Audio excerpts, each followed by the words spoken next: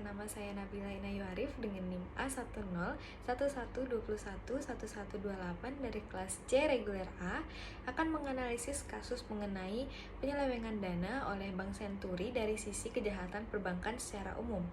Video ini bertujuan untuk memenuhi tugas ujian akhir semester yang diberikan oleh Ibu Afra Roki pada mata kuliah Hukum Perbankan. Selama proses penyelidikan dan persidangan, terungkap bahwa ada pemalsuan dokumen, penggelapan dana, dan manipulasi data yang dilakukan oleh pihak terkait dalam kasus ini. Selain itu, beberapa terdakwa juga diketahui memiliki hubungan bisnis dengan Bank Senturi dan diduga mendapatkan keuntungan pribadi dari penyelamatan tersebut. Penyelamatan via lembaga penjamin simpanan pun diusulkan. Rangkaian suntikan dana dilakukan pasca akuisisi LPS atas Bank Senturi. Suntikan pertama berjumlah 632 miliar, suntikan kedua berjumlah 2,776 triliun, suntikan ketiga berjumlah 2,2 triliun. Walaupun pada akhir Desember 2008 Bank Senturi resmi lumpuh dengan catatan kerugian sebesar 7,8 triliun, suntikan keempat tetap masuk pada Februari 2009 sejumlah 1,55 triliun. KPK menaruh curiga terhadap perlakuan spesial ini dan mulai melakukan penyelidikan. Penyelidikan masif ini kemudian berbuah hasil daftar nama tersangka kasus bailout Bank Senturi. Beberapa diantaranya adalah Robert Tantular, Siti Fajriyah, dan Hermanus Hamuslim. Tahun 2010, BPK menegaskan tidak memberikan penilaian atas pengambilan kebijakan bailout Bank Senturi. Anggota BPK Taufik Kurahman Ruki mengatakan spektrum audit BPK cukup luas, yakni mulai proses merger 3 bank menjadi Bank Senturi, praktik-praktik perbankan tidak sehat, pemberian bantuan fasilitas pendanaan jangka pendek, hingga pelaksanaan bailout. Pada tahun 2013, persidangan kasus Senturi dimulai di Pengadilan Tindak Pidana Korupsi.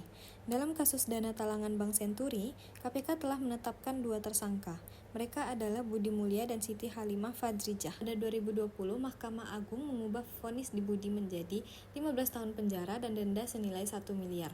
Putusan ini didasarkan pada pasal 11 ayat 4 dan ayat 5 Undang-Undang Nomor 6 Tahun 2009 Junto Undang-Undang Nomor 3 Tahun 2004. Sedangkan Robert Tantular divonis 9 tahun penjara dan denda total 110 miliar atas kasus pidana perbankan dan kemudian pada perkara pencucian uang, Robert divonis 2 tahun penjara dan denda 2,5 miliar.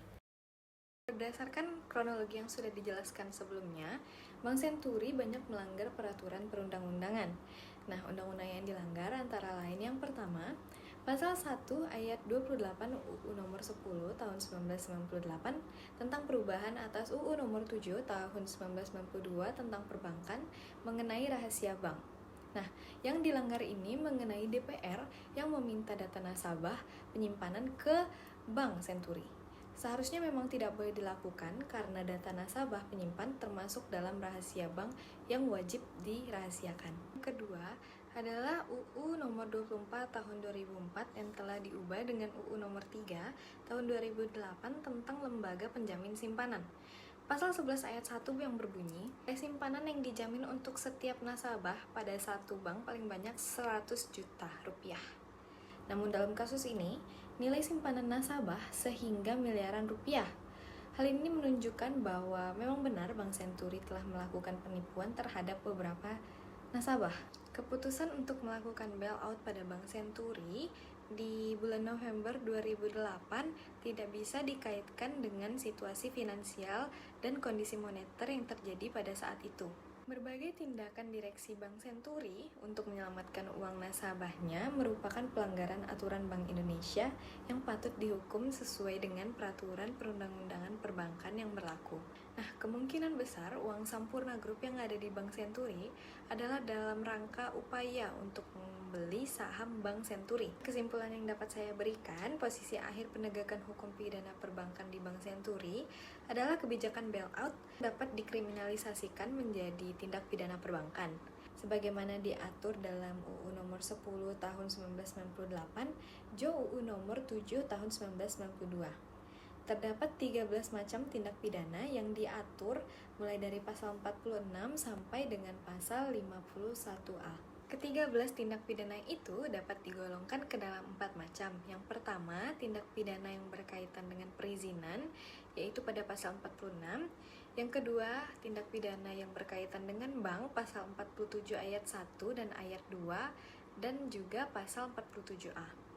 Yang ketiga, tindak pidana yang berkaitan dengan pengawasan dan pembinaan bank, yaitu pada pasal 48 ayat 1 dan ayat 2. Dan yang terakhir, tindak pidana yang berkaitan dengan usaha bank, pasal 49 ayat 1, huruf A, B, dan C, ayat 2, huruf A dan B, pasal 50 dan pasal 50A. Nah, saran yang dapat saya berikan, seharusnya perbankan di Indonesia dan pemerintah lebih transparan dalam mengambil keputusan dan penggunaan dana publik. Pemerintah dan lembaga keuangan harus secara aktif menyampaikan informasi kepada publik, termasuk melalui mekanisme keterbukaan informasi. Nah, dan sebaiknya pemerintah lebih menguatkan lagi lembaga pengawasan dan audit seperti Otoritas Jasa Keuangan atau OJK dan Badan Pemeriksa Keuangan yaitu BPK. Sekian analisis yang dapat saya sampaikan pada kesempatan kali ini mengenai kasus penyelewengan dana oleh Bank Senturi. Maaf apabila terdapat salah kata ataupun misinformasi di dalam video ini. Terima kasih sudah menonton. Bye!